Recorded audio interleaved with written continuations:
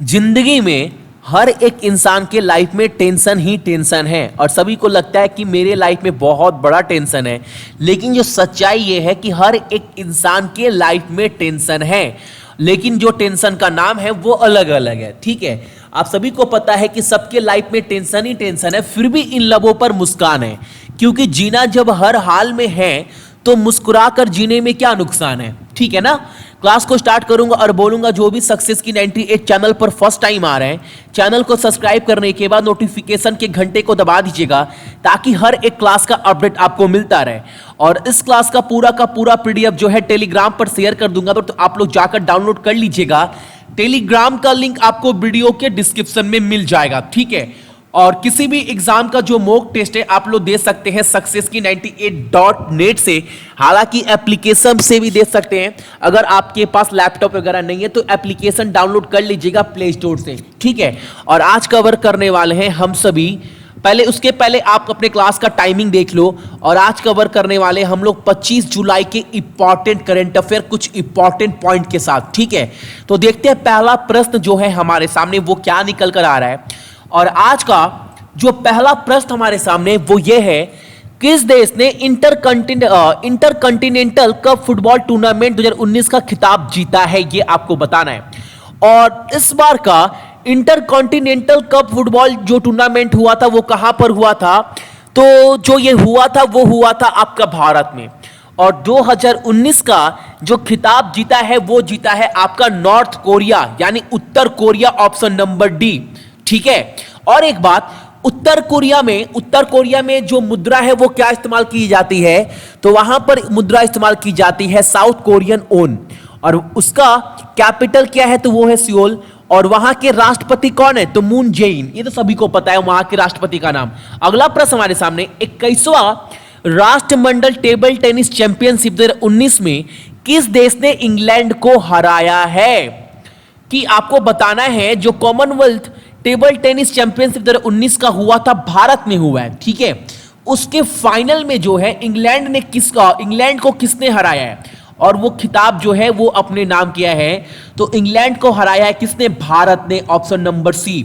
ठीक है, अगला प्रश्न हमारे सामने है, निम्नलिखित में से कौन राजमार्ग परियोजना को निधि देने के लिए भारतीय राष्ट्रीय राजमार्ग प्राधिकरण को 25,000 करोड़ रुपए देगी। कौन सा, आप बोल सकते हो कौन सा ऑर्गेनाइजेशन है, यह बताना है।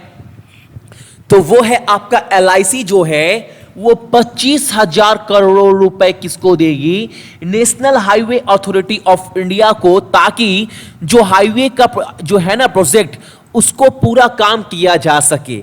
और एक बात मैं आपको और बता दूं, आप सभी को पता है नेशनल हाईवे ये सब के जो मिनिस्टर है वो कौन है, तो वो है आपका नितिन गडकरी। और एक बात, national highway authority of India का जो टारगेट है ना 2019 में, इन लोगों का टारगेट है कि 75,000 करोड़ रुपए जो है वो जुटाया जाए, ताकि जो भी हाईवे का काम है वो बहुत बेहतर तरीके से हो पाए।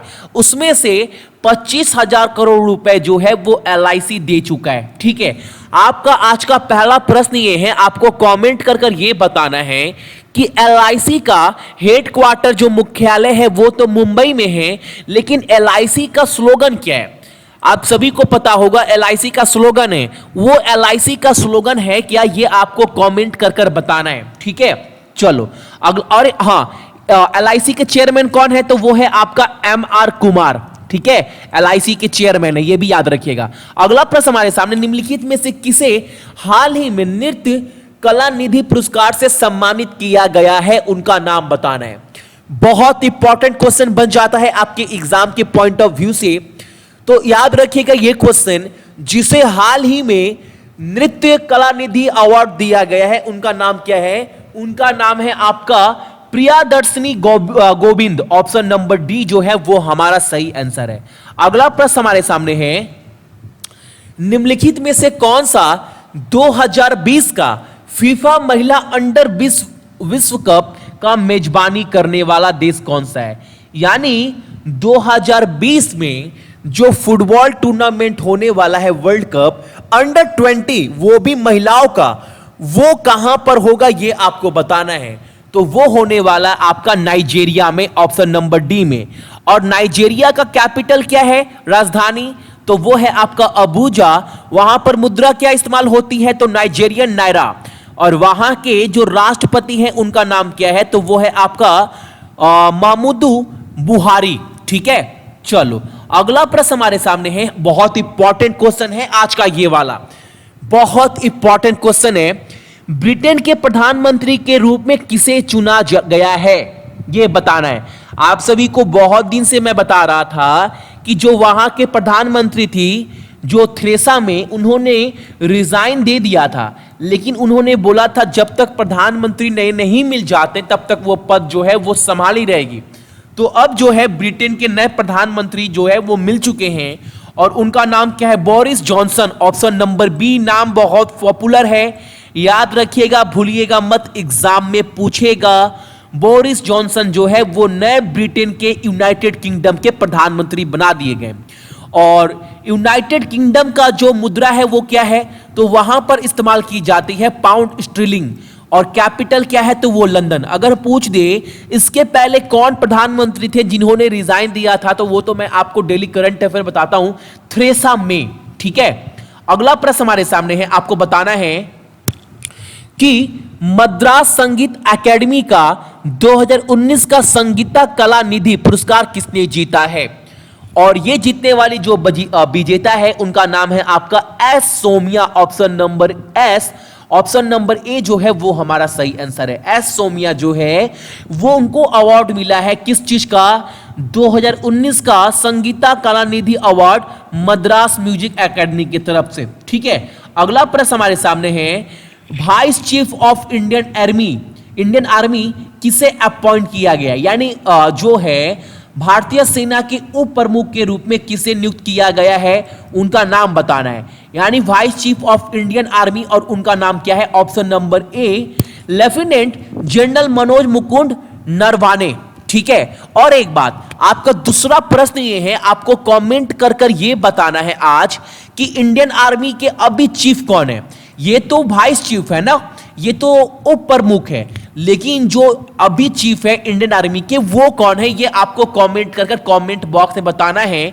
ये आपका आज का दूसरा क्वेश्चन है। ठीक है, अगला प्रश्न हमारे सामने है कि कौन सा राज्य पहली बार, फर्स्ट टाइम, हिमालय राज्यों की मेजबानी करेगा।